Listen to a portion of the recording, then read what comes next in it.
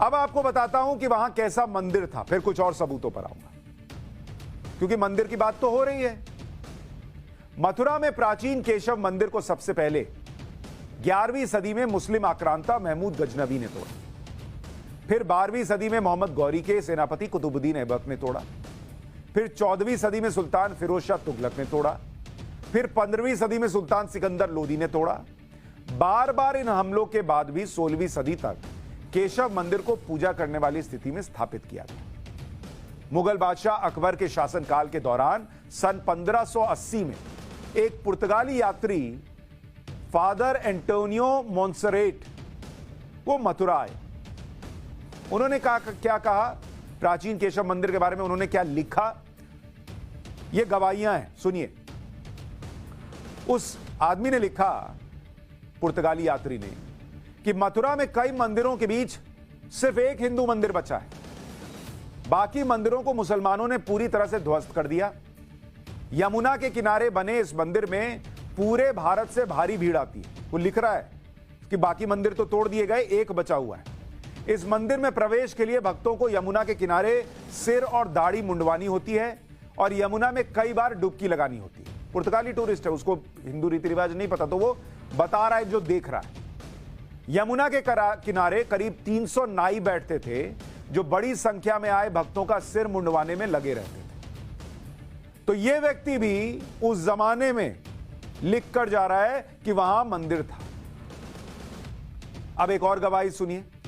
17वीं सदी में केशव देव मंदिर का पुनर्निर्माण मुगल बादशाह जहांगीर के शासनकाल में बीर सिंह देव बुंदेला ने किया।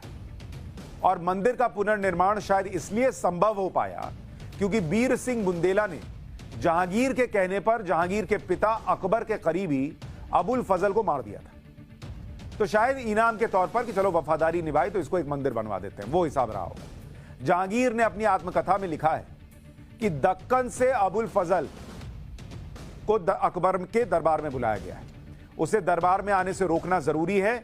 उसके रास्ते में बीर सिंह देव का इलाका पड़ता है। मैंने संदेश भेजा है कि अगर बीर सिंह अबुल फजल को रोकेगा और उसे मार देगा तो बहुत अच्छा होगा। अच्छा हुआ कि अबुल फजल बीर सिंह के इलाके से निकला। बीर सिंह ने उसका रास्ता रोक लिया और एक छोटी लड़ाई के बाद बीर सिंह ने अबुल फजल को मार दिया और उसका सिर मुझे इलाहाबाद भेज दिया। यह जहांगीर ने अपनी आत्मकथा में लिखा है। और अबुल फजल कौन था? वो 9 रत्नों में से एक था, जो अकबर के 9 रत्नों में से। तो अपने पिता के खास, पिता कौन? अकबर। अकबर के खासम खास अबुल फजल को मरवाने के लिए उसने इस्तेमाल किया जिस राजा का, उस राजा को यह मौका दिया कि वो वहां मंदिर का काम करवा दे।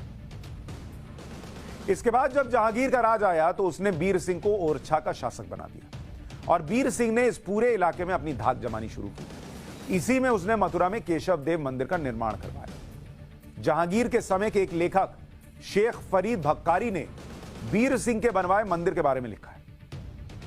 वो लिखते हैं कि बीर सिंह ने मथुरा में ऐसा मंदिर बनवाया, ऐसा मंदिर कि वो कयामत के दिन तक बना रहेगा। करीब 10 लाख रुपए उस जमाने में खर्च हुए। कुछ जगहों पर मिलता है कि इसके लिए 30 लाख 33 लाख भी खर्च हुआ। अलग अलग बातों का जिक्र होता है।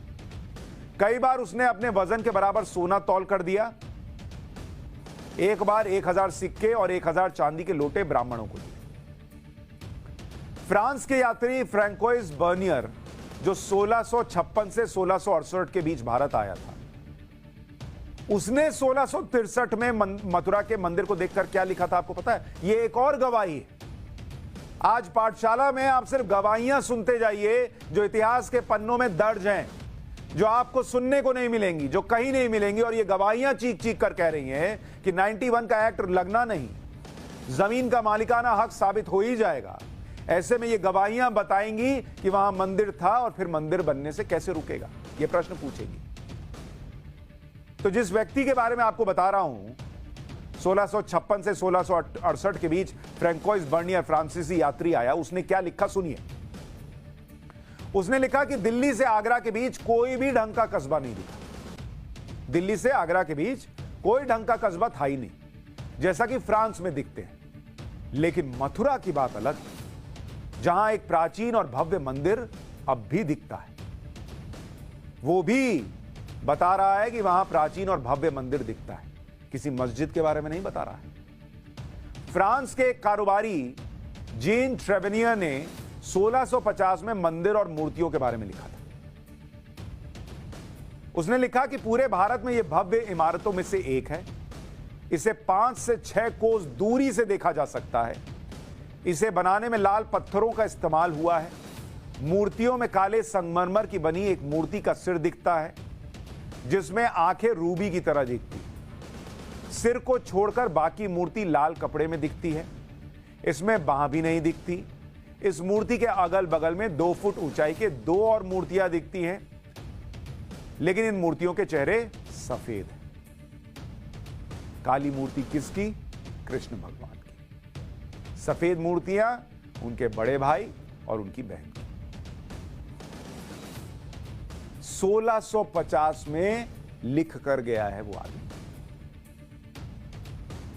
इतने सबूत हैं मथुरा में मंदिर के निशान के।